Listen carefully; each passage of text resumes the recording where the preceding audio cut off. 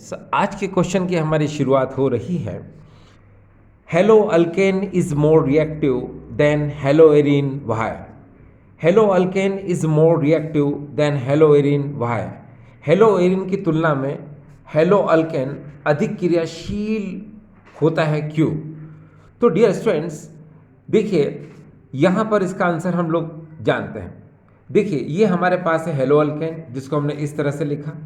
ये hello Erin, जिसको हमने इस तरह से लिखा।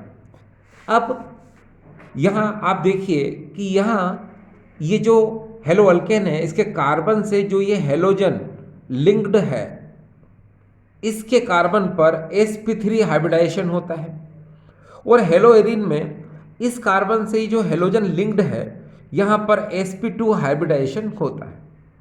ठीक, अब यहाँ पर ऐसा लगता है कि भाई इसमें sp3 हाइब्रिडेशन, इसमें sp2 हाइब्रिडेशन क्यों है? तो चलो पहले हम लोग इसको सीखते हैं। डियर स्टूडेंट्स, देखिए ऑर्गेनिक केमिस्ट्री में हाइब्रिडाइजेशन जो होगा sp3, sp2 एंड sp, ये तीन हाइब्रिडेशन बहुत ज़्यादा इंपॉर्टेंट है। तो सबसे पहले मैं आपको इनको डिटरमाइन करना सिखाता हूँ।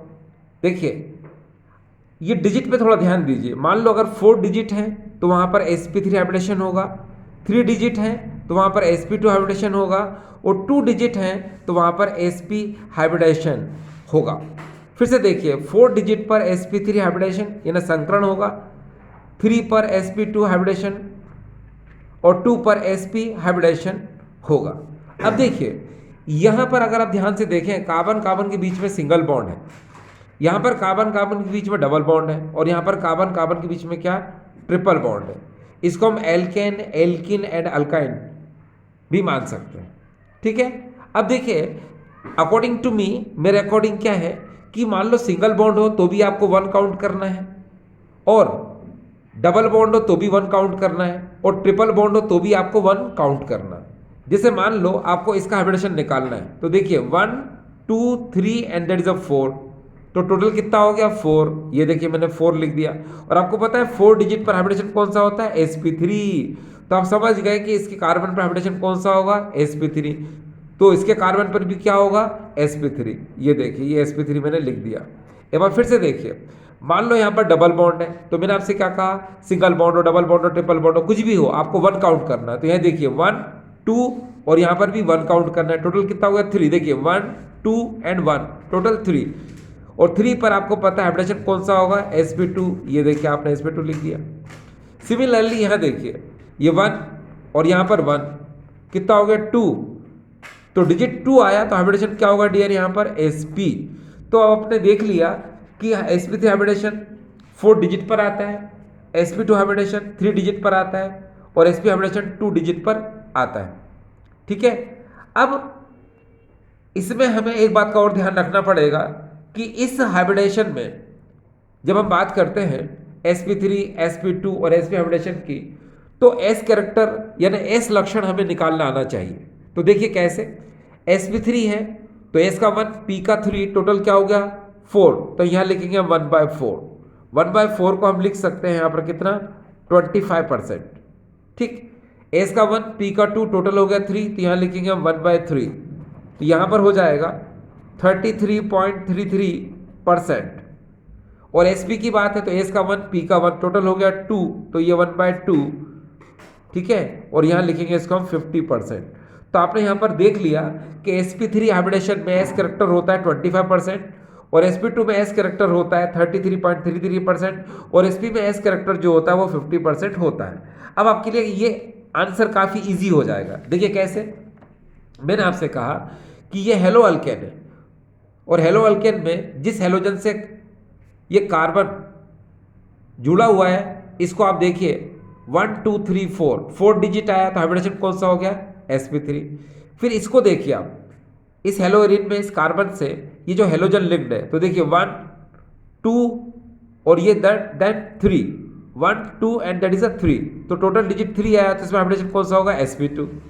तो ये बात बिल्कुल क्लियर है कि हेलो अल्केन में sp3 हाइब्रिडेशन आपको नजर आ रहा है, और हेलो एरिन में कार्बन पर sp2 हाइब्रिडेशन हो गया। और s कैरेक्टर की बात है तो मैंने अभी आपको बताया कि इसमें s कैरेक्टर 25% होता है, हेलो अल्केन के कार्बन पर, और हेलो एरिन के कार्बन पर एस करेक्टर कितना होता है 33.33%। अब डियर स्टूडेंट्स एक बात दिमाग में रखिए, आपको पता होना चाहिए कि जितना ज़्यादा एस करेक्टर होता है उस एटम का साइज उतना ही स्मॉलर होता है, उस एटम का साइज उतना ही छोटा होता है। ठीक है, तो अब आपको पता है कि इसके अंदर ये जो कार्बन है इसमें एस करेक्टर कितना है 33% और इसमें एस करेक्टर कितना है 25%।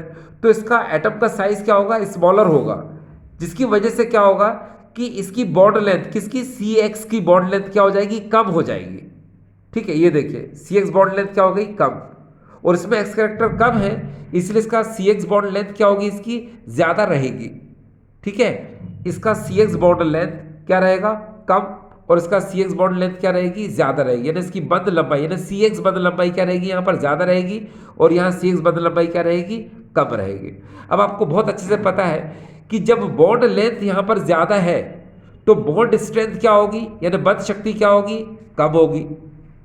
ठीक है, तो यहाँ लिखा है बॉन्ड स्ट्रेंथ क्या, लेस, और आपको पता है कि यहाँ पर बॉन्ड लेंथ अगर कम है तो बॉन्ड स्ट्रेंथ क्या होगी, ज्यादा होगी, यानी बंध शक्ति क्या होगी, यहाँ पर ज्यादा होगी। ठीक, अब जब यहाँ पर बॉन्ड स्ट्रेंथ कम है तो ये क्या होगा, मोर पोलर होगा, यानी कि अधिक ध्रुवीय होगा, और ये क्या होगा, लेस पोलर होगा, यानी कम ध्रुवीय होगा। ठीक है, आपको पता है जब ये मोर पोलर है तो क्या होगा, ये मोर रिएक्टिव होगा, और ये क्या हो गया, लेस रिएक्टिव हो गया। ठीक, तो इस तरह से आपने देखा यहां पर ये फर्स्ट आंसर था, hello alkane is more reactive than hello Erin, जिसका आंसर हमने किस तरह से दिया, अकॉर्डिंग टू हाइब्रिडाइजेशन, यानी संकरण के आधार पर हमने इसके आंसर को दिया। तो एक बार फिर से मैं क्लियर कर दूं, देखिए इस हेलो अल्केन में जो कार्बन है इसमें sp3 हाइब्रिडेशन है, ठीक, और इसके कार्बन पर यहां पर sp2 हाइब्रिडेशन है, और इसमें एस करेक्टर 25% है, इसमें एस करेक्टर क्या है 33.33% है। आप बहुत अच्छे से जानते हैं कि एस करेक्टर अगर ज़्यादा होगा तो ये CX बॉन्ड लेंथ क्या होगी, कम होगी। ठीक है, और अगर CX बॉन्ड लेंथ अगर यहाँ पर आपको ज़्यादा दिखाई जा रही है, इसका मतलब इसमें एस करेक्टर क्या कम है। ठीक, अब देखिए जब CX बॉन्ड लेंथ यहाँ पर कम है तो इसकी बॉन्ड स्ट्रेंथ क्या होगी, ज़्यादा होगी। ठीक है, और इसकी बॉन्ड स्ट्रेंथ क्या होगी, कम होगी। ठीक, अब जब इसकी बॉन्ड स्ट्रेंथ कम है तो ये इजीली क्या हो जाएगा, ब्रेक हो जाएगा, यानी कि ये मोर पोलर होगा। ठीक, और ये लेस पोलर होगा क्योंकि बॉन्ड स्ट्रेंथ इसकी ज्यादा है, यानी स्ट्रॉन्ग बॉन्ड है ये, तो स्ट्रॉन्ग बॉन्ड होगा तो क्या होगा, इजीली ब्रेक नहीं होगा, तो इसको हम लोग बोलेंगे लेस पोलर। जो लेस पोलर होता है आपको पता है वो क्या होगा, लेस रिएक्टिव होगा। ठीक है, और ये क्या होगा, मोर पोलर होने की वजह से क्या होगा, ये मोर रिएक्टिव होगा। तो इस तरह से आपने इसके आंसर को देख लिया। डियर स्टूडेंट्स, इसी तरह से अगर हम यहाँ पर अकॉर्डिंग टू रेजोनेंस की बात करते हैं तो रेजोनेंस के अकॉर्डिंग भी इसके आंसर को आप बड़ी इजी तरीके से दे सकते हैं। कैसे दे सकते हैं, देखिए इसके आंसर को हम हेलो एरिन के लिए पहले करेंगे। ये देखिए आपको पता है कि यहाँ पर ये देखिए मैंने हेलो एरिन को इस तरह से ड्रॉ कर लिया, ये देखिए ऐसे, ठीक, ये ड्रॉ कर लिया। अब आपको पता है कि यहाँ पर जो हेलो एरिन है इसके कार्बन से ये हेलोजन ग्रुप लगा हुआ है और ये सिंगल बॉन्ड से लिंक्ड है, और आपको पता है रेजोनेंस कहाँ होता है, जहाँ पर कॉन्जुगेट सिस्टम हो। ठीक है, single bond double bond, single bond double bond, इसको हम लोग बोलते हैं कॉन्जुगेट सिस्टम। ठीक है, और जहाँ पर कॉन्जुगेट सिस्टम होता है वहाँ क्या होता है, रेजोनेंस होता है। ठीक है, रेजोनेंस यानी अनुनाद होता है। तो आपने क्या देखा, जैसे ये लोन पेयर ऊपर से नीचे की तरफ आता है, ये देखिए यहाँ से नीचे की तरफ आया, ठीक, तो यहाँ कार्बन की वैलेंसी क्या हो जाएगी, बढ़ जाएगी, इसलिए जो बॉन्ड है ये वाला ये आगे की तरफ क्या हो जाएगा, ये ट्रांसफर हो जाएगा। ठीक, जब ये आगे की तरफ ट्रांसफर होगा तो क्या होगा, आप बहुत अच्छे से जानते हैं कि ये हेलोजन एटम इस लोन पेयर को डोनेट कर रहा है इस बेंजीन रिंग की तरफ, इसीलिए यहाँ पर डबल बॉन्ड आ जाएगा C और S के बीच में, और यहाँ पर अब दो लोन पेयर बचे रहेंगे, ये देखिए इस तरह से, और बिकॉज हेलोजन ने लोन पेयर नीचे की तरफ दिया तो यहाँ साइन क्या आ जाएगा, पॉजिटिव। कहाँ पर, इस हेलोजन पर। अब ये बॉन्ड आगे की तरफ कहाँ ट्रांसफर हुआ था, ये इस कार्बन पर, तो यहाँ साइन कौन सा आएगा, नेगेटिव। इस बॉन्ड को हम ऐसा कैसा फिर से लिख लेंगे। सिमिलरली अब जरा ध्यान से देखें, जैसे ये नेगेटिव यहाँ जाकर के बॉन्ड बनाएगा तो इस कार्बन की वैलेंसी क्या हो जाएगी, इंक्रीज हो जाएगी। इसीलिए ये बॉन्ड आगे की तरफ क्या होगा, ये मूव कर जाएगा। जब ये आगे की तरफ मूव करेगा तो क्या होगा, चलो देखते हैं इसको। यहां पर ऊपर अगर हम कंडीशन देखें तो ऊपर आपने क्या देखा कि यहां C और X के बीच में डबल बॉन्ड था, दो लोन पेयर थे और साथ में X पर प्लस साइन था। ठीक, ये नेगेटिव यहां आकर के बॉन्ड में कन्वर्ट हुआ, ये बॉन्ड आगे जाकर यहां नेगेटिव में कन्वर्ट हुआ और ये बॉन्ड बिल्कुल वैसा का वैसा ही है। ठीक है, इसी तरह से इस नेगेटिव को हम आगे की तरफ मूव कराते हैं तो यहाँ वैलेंसी बढ़ जाएगी, तो ये बॉन्ड आगे की तरफ फिर से ट्रांसफर हो जाएगा और फिर से नेक्स्ट सिचुएशन हो जाएगी इस तरह से। ये देखिए, यहाँ बॉन्ड, यहाँ पर भी बॉन्ड और ये वाला बॉन्ड ऊपर गया था तो यहाँ नेगेटिव साइन और यहाँ पर डबल बॉन्ड X, ये दो लोन पेयर इस तरह से और X पर साइन कौन सा है, पॉजिटिव। इसके लास्ट में देखिए अब क्या होगा कि जैसे ये नेगेटिव यहाँ जाकर के बॉन्ड बनाएगा तो यहाँ कार्बन की वैलेंसी क्या हो जाएगी, फिर से ज़्यादा हो जाएगी। इसलिए ये बॉन्ड अब ऊपर की तरफ वापस से क्या हो जाएगा, डिस्प्लेस हो जाएगा, ऊपर की तरफ क्या हो जाएगा, चला जाएगा, जिसकी वजह से लास्ट स्ट्रक्चर अब हमको कहाँ मिल रहा है, ये देखिए यहाँ पर देखिए, ये लास्ट स्ट्रक्चर हमको मिलेगा कुछ इस तरह से। ये बॉन्ड हमने ऐसा कैसे बनाया, ये वाला, ये बॉन्ड भी हमने ऐसा कैसे बनाया, ये नेगेटिव यहाँ जाकर बॉन्ड में कन्वर्ट हुआ, ये बॉन्ड डबल बॉन्ड जो था ऊपर की तरफ जब जाएगा तो यहाँ बचेगा सिर्फ अब सिंगल बॉन्ड और यहाँ पर वापस से कितने लोन पेयर हो जाएंगे, फिर से 3 लोन पेयर हो जाएंगे। अब आपको यहाँ पर एक चीज़ देखना है कि मैंने आपसे कहा कि इस हेलोएरिन के अंदर रेजोनेंस होता है, इस हेलोएरिन में अनुनाद होता है। रेजोनेंस होने की वजह से इस C और X के बीच में डबल बॉन्ड आ जाता है। डबल बॉन्ड आने की वजह से क्या होता है कि CX की बॉन्ड लेंथ कम हो जाती है, यानी कि ये जो CX है इसकी बॉन्ड लेंथ ये कम हो जाती है, यानी बंद लंबाई क्या हो जाती है, इसकी घट जाती है। जब इसकी बॉन्ड लेंथ कम हो जाएगी, बॉन्ड लेंथ क्या हो जाएगी, इसकी डिक्रीज हो जाएगी, तो बॉन्ड डिस्टेंस क्या हो जाएगी, इसकी बढ़ जाएगी। ठीक है, और आपको पता है जब बॉन्ड डिस्टेंस अगर ज़्यादा हो गई तो ये क्या होगा, ये इजीली ब्रेक नहीं होगा, तो हम इसको कहेंगे ये लेस पोलर होगा, यानी कि लेस रिएक्टिव होगा। ठीक, इसी तरह से हम अगर आगे की तरफ चलते हम एलो अल्केन की बात करते हैं तो हेलो अल्केन के केस में ये देखिए, यहाँ पर इस तरह से अगर हम देखें, ये देखिए आपने क्या देखा कि यहाँ पर कॉन्जुगेट सिस्टम है ही नहीं, इस हेलो अल्केन में कॉन्जुगेट सिस्टम नहीं है। आपको पता है कॉन्जुगेट सिस्टम क्या होता है, alternate single bond double bond होना चाहिए। ये देखिए single bond double bond, single bond double bond, यानी कि ये कॉन्जुगेट सिस्टम है यहाँ पर। और यहाँ देखिए यहाँ पर ओनली फॉर सिंगल बॉन्ड है, तो यहाँ पर क्या होगा, यहाँ रेजोनेंस नहीं होगा। तो हम कह सकते हैं कि हेलो अल्केन में रेजोनेंस नहीं होता है, हेलो अल्केन में अनुनाद नहीं होता है।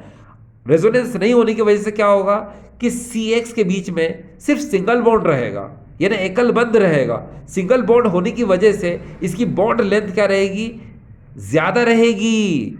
और बॉन्ड लेंथ अगर इसकी ज़्यादा है, ये देखिए यहाँ पर CX बॉन्ड लेंथ इसकी क्या है, ये मैक्सिमम यानी ज़्यादा है।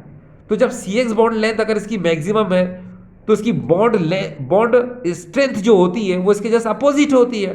तो CX बॉन्ड स्ट्रेंथ क्या होगी इसकी, लेस। तो CX बॉन्ड लेंथ अगर इसकी लेस है, इसका मतलब ये बॉन्ड क्या है, वीक है, ये बंध क्या है, कमजोर है। ठीक है, इसीलिए ये क्या होगा, मोर पोलर होगा, यानी क्या होगा, ये अधिक ध्रुवीय होगा। ठीक है, और इसीलिए इसका मूवमेंट क्या होगा, इस तरफ हो जाएगा, इजीली हो जाएगा। ठीक है, अभी आप एक बार फिर से देखिए, मैंने आपसे कहा हेलो एरिन में CX के बीच में डबल बॉन्ड आ जाता है, डबल बॉन्ड कैरेक्टर आ जाता है। डबल बॉन्ड कैरेक्टर आने की वजह से CX की जो बॉन्ड लेंथ है वो डिक्रीज हो जाती है, ये देखिए डिक्रीज। ठीक है, अब बॉन्ड लेंथ अगर डिक्रीज हो गई तो बॉन्ड डिस्टेंस क्या हो जाएगी, इसकी बढ़ जाएगी। और बॉन्ड डिस्टेंस अगर बढ़ गई यानी बॉन्ड क्या हो गया, स्ट्रांग हो गया, बंध क्या हो गया, मजबूत हो गया। बंद प्रबल हो गया, इजीली क्या होगा, वो ब्रेक नहीं होगा, तो क्या होगा, वो लेस रिएक्टिव होगा। उसी तरह से अगर हम हेलो अल्केन की बात करते हैं तो आपने देखा हेलो अल्केन में कोई रेजोनेंस नहीं है, कोई अनुनादी नहीं है, तो उसकी वजह से क्या होगा, इसकी सी एक्स की बॉन्ड लेंथ क्या होगी, ज्यादा होगी। और सी एक्स बॉन्ड लेंथ अगर ज्यादा है तो बॉन्ड स्ट्रेंथ क्या होगी इसकी, कम। यानी कि ये बॉन्ड क्या होगा, वीक, ये बंध क्या होगा, कमजोर। ठीक है, इसीलिए ये इजीली क्या हो जाएगा, ब्रेक हो जाएगा। यानी कि ये मोर पोलर होगा हेलो अल्केन, और हेलोइरिन क्या होगा, लेस पोलर होगा। हेलो अल्केन अधिक ध्रुवीय होगा और हेलोइरिन क्या होगा, कम ध्रुवीय होगा। ठीक है, अब हम आगे की तरफ चलते हैं। अब हम स्टडी कर रहे हैं ऑक्सीडेशन ऑफ क्लोरोफॉर्म, क्लोरोफॉर्म का ऑक्सीकरण। इस पर डिपेंड क्वेश्चन कैसे आ सकता है, right the short notes on oxidation of chloroform, chloroform का ऑक्सीकरण पर टिप्पणी लिखो। या फिर इस तरह से भी आ सकता है, क्लोरोफॉर्म कैप्ट इन ब्लू और ब्राउन कलर बोतल up to the neck why. Chloroform को हम नीले या भूरे रंग की बोतल में गले तक भरकर रखते हैं, क्यों। या फिर ऐसे भी आ सकता है, chloroform does not keep open in air and sunlight why. Chloroform की बोतल को हम सूर्य के प्रकाश में और वायु में नहीं रख सकते हैं, क्यों। तो डियर, इन सब का आंसर हमको इस ऑक्सीडेशन ऑफ क्लोरोफॉर्म यानी क्लोरोफॉर्म का ऑक्सीकरण में मिल जाएगा। देखिए यहाँ पर सबसे पहले ये क्लोरोफॉर्म है। क्लोरोफॉर्म ऑक्सीजन से रिएक्ट करता है सनलाइट की प्रेजेंस में। क्लोरोफॉर्म ऑक्सीजन से अभिक्रिया करता है सूर्य के प्रकाश में। अब कैसे करता है, देखिए यहाँ पर इस CH Cl3 को हम कैसे लिख सकते हैं, हम दो बार आपको लिख के बताते हैं। देखिए CHCl and there is a Cl2, once again CHCl and Cl2। ये देखिए ये CHCl3 को दो बार मैंने लिख लिया। अब हम जब इसे O2 से रिएक्ट कराते हैं तो देखिए एक HCl ये बाहर निकल जाता है और एक HCl ये बाहर निकल जाता है।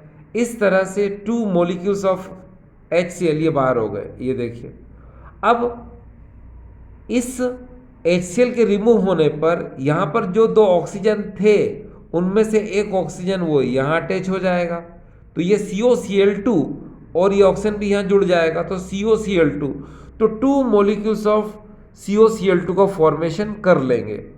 ठीक है, एक बार फिर से देखिए, जब हम क्लोरोफॉर्म को रिएक्ट करते हैं सनलाइट के प्रेजेंस में ऑक्सीजन के साथ, तो ये कार्बोनाइल क्लोराइड, ये देखिए COCl2 को हम लोग बोलते हैं कार्बोनाइल क्लोराइड और इसी को हम लोग बोलते हैं फॉस्जीन गैस।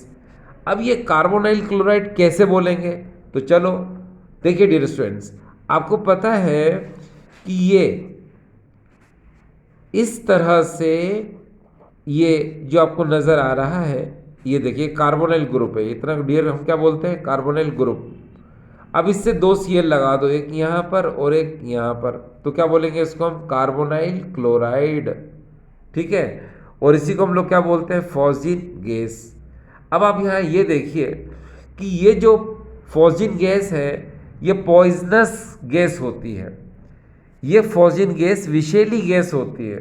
इसको स्मेल करने से किसी भी इंसान की, किसी भी ह्यूमन बीइंग की डेथ हो सकती है। ठीक है, तो ये जो क्लोरोफॉर्म जिसमें ये फॉस्जीन गैस है, इस क्लोरोफॉर्म को हम कहेंगे इम्प्योर क्लोरोफॉर्म, मीन्स अशुद्ध क्लोरोफॉर्म। इस इम्प्योर क्लोरोफॉर्म को हम यूज करते हैं एज ए सॉल्वेंट। इस अशुद्ध क्लोरोफॉर्म को हम सिर्फ विलायक के रूप में ही उपयोग कर सकते हैं, है ना। इसका यूज करते हैं हम fats, rubber, wax and iodine को डिसॉल्व करने के लिए, वसा, रबर, मोम और आयोडीन को घोलने के लिए इसको यूज हम करते हैं। अब डियर स्टूडेंट्स, एक बात जरा समझें आप कि पहले क्लोरोफॉर्म को एनेस्थेटिक की तरह ट्रीट किया जाता था। क्लोरोफॉर्म को पहले निश्चय तक के लिए यूज करते थे, यानी किसी भी सर्जरी में किसी भी ह्यूमन बीइंग को अनकॉन्शियस करने के लिए हम इस क्लोरोफॉर्म का यूज करते थे। किसी भी पेशेंट को, किसी भी ह्यूमन बीइंग, किसी भी इंसान को बेहोश करने के लिए हम इस निश्चेतक का उपयोग करते थे ताकि उसका सर्जरी हो सके, उसकी शल्य चिकित्सा हो सके। ठीक है, लेकिन इस क्लोरोफॉर्म में कुछ हार्मफुल इफेक्ट नजर आए। पहला कि ये रिस्पायरेटरी सिस्टम को हार्म करता है, रिस्पायरेटरी सिस्टम के लिए हार्मफुल होता है, एज वेल एज ये हार्ट के लिए भी हार्मफुल होता है। ठीक है, ये श्वसन तंत्र और दिल के लिए हानिकारक होता है, इसलिए अब इसका यूज एज ए एनेस्थेटिक निश्चेतक के रूप में नहीं करते हैं। अब इसका यूज सिर्फ और सिर्फ एज ए सॉल्वेंट के लिए करते हैं। ठीक है, विलायक के लिए, या फिर इसका यूज होता है आजकल रेफ्रिजरेशन के लिए, यानी कि फ्रियोन के फॉर्मेशन में इसका यूज होता है, फ्रियोन के निर्माण में इसका यूज होता है। डियर स्टूडेंट्स, पहले इस क्लोरोफॉर्म को प्योर रखने के लिए हम दो प्रिकॉशन करते थे, यानी कि इस क्लोरोफॉर्म को प्योर रखने के लिए, शुद्ध बनाने के लिए हम दो पॉइंट्स पर ध्यान देंगे। सबसे पहले हम ये देखिए, इस क्लोरोफॉर्म को हम इस ब्लू और ब्राउन कलर की बोतल में रखते हैं। क्यों रखते हैं? क्योंकि ब्लू और ब्राउन कलर की जो बोतल होती है ये सनलाइट को एब्जॉर्ब कर लेती है, ये सूर्य के प्रकाश को अवशोषित कर लेती है। दूसरी बात, इस क्लोरोफॉर्म को हम इस ग्लास बोतल या फिर प्लास्टिक की बोतल में नेक तक भरते हैं, हम इसको ऊपर तक, गले तक भरते हैं। क्यों? और फिर स्टॉपर लगा देते हैं। फिर क्वेश्चन उठता है क्यों? क्योंकि उसमें एयर नहीं होनी चाहिए, क्योंकि एयर होगी तो वो क्लोरोफॉर्म रिएक्ट कर लेगा। ठीक है, एक बार फिर से कि हम क्लोरोफॉर्म को इस बोतल में नेक तक, गले तक भरते हैं ताकि एयर ना हो, और ब्लू और ब्राउन कलर की बोतल में हम इसको रखकर डार्क प्लेस में रखते हैं। ठीक है, क्यों करते हैं ऐसा? ताकि फॉस्जिन गैस का फॉर्मेशन ना हो। उसके बाद भी हमको ऐसा लगता है कि इंसिडेंटली या फिर दुर्घटनावश इसके अंदर फॉस्जिन गैस का निर्माण हो सकता है, तो हम क्या करते हैं, इस बोतल के अंदर 1% इथाइल अल्कोहल मिला देते हैं। इस क्लोरोफॉर्म की बोतल में हम इसके अंदर 1% इथाइल अल्कोहल मिलाकर इसको स्टॉपर से बंद कर देते हैं। अब देखिए, अगर मान लो इस बोतल के अंदर फॉस्जिन गैस का फॉर्मेशन होता भी है, सपोज ये हो गया, तो ये जो इथाइल अल्कोहल है ये क्या करता है, ये देखिए यहाँ से HCl, अगेन देखिए HCl को बाहर निकाल देता है। ठीक है, और C2H5 होल ट्वाइस, और ये देखिए CO3, तो ये डाइइथाइल कार्बोनेट का फॉर्मेशन कर लेता है। अब डाइइथाइल कार्बोनेट अगर क्लोरोफॉर्म में रहता भी है तो आपको पता है कि डाइइथाइल कार्बोनेट जो है नॉन टॉक्सिक होता है, यानी कि विषैला नहीं होता, जिसकी वजह से क्लोरोफॉर्म से हम क्या करते हैं, इसको निकाल देते हैं। और फिर इस क्लोरोफॉर्म को हम यूज़ करते थे पहले एनेस्थेटिक के लिए, यानी कि प्योर क्लोरोफॉर्म को एनेस्थेटिक के लिए, निश्चेतक के लिए ही यूज़ किया जाता था। ठीक है, लेकिन आजकल इसका क्लोरोफॉर्म का यूज़ नहीं होता, इसके बदले में हम ईथर का यूज़ करते हैं। क्यों? क्योंकि ईथर जो है पॉइजनस भी कम होता है। ठीक है, और जल्दी से मतलब निकल भी जाता है, यानी कि ये ज़्यादा हार्म नहीं करता, यानी कि ज़्यादा हार्मफुल नहीं होता, यानी ज़्यादा ये हानि शरीर को नहीं पहुंचाता है। कौन? ईथर। ठीक है, अब डियर स्टूडेंट्स, एक बात पे थोड़ा सा हम ध्यान दें कि जो क्लोरोफॉर्म होता है, आजकल पूरी तरह से इस पर बैन लगा दिया गया है, इस पर प्रतिबंध लग चुका है कि हम अब इसको कभी भी एनेस्थेटिक के लिए निश्चित तक के लिए यूज़ नहीं करेंगे। अब इसका यूज़ सिर्फ और सिर्फ एनेस्थेटिक के बजाय इसका यूज़ आजकल होता है सॉल्वेंट के लिए और रेफ्रिजरेशन के लिए, यानी कि फ्रीऑन के फॉर्मेशन के लिए, फ्रीऑन के निर्माण के लिए और सॉल्वेंट के लिए। वो फिर से देखिए, क्लोरोफॉर्म का यूज़ सिर्फ और सिर्फ आजकल जो होता है वो सॉल्वेंट के लिए यानी विलायक के लिए और फ्रीऑन के फॉर्मेशन के लिए, फ्रीऑन के निर्माण के लिए, ठीक है।